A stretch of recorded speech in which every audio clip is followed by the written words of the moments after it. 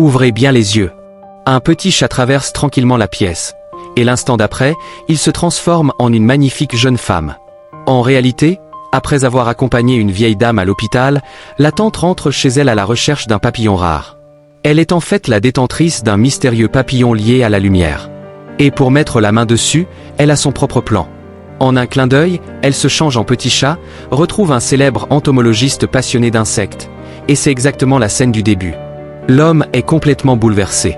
Elle prétend qu'elle prenait une douche, que son chat s'est échappé et qu'elle n'a plus ses clés.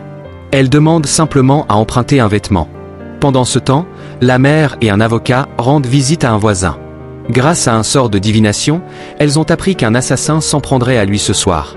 Leur plan est simple, utiliser l'ennemi pour mieux le piéger. De l'autre côté, un homme prépare un dîner romantique pour la jeune sorcière. Elle est touchée, mais plus il s'investit, plus elle panique.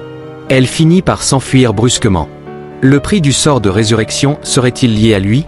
À la maison, une autre jeune femme prépare une potion. Elle veut lancer un sort pour harmoniser un dîner familial et faire bonne impression auprès de sa future belle-mère. Pendant ce temps, la tante charme toujours l'entomologiste. Fasciné, il lui présente son trésor. Un papillon rarissime qu'il dit avoir capturé après d'innombrables expéditions, probablement le seul spécimen existant. Mais à peine l'objet convoité en main, elle renverse du vin sur lui.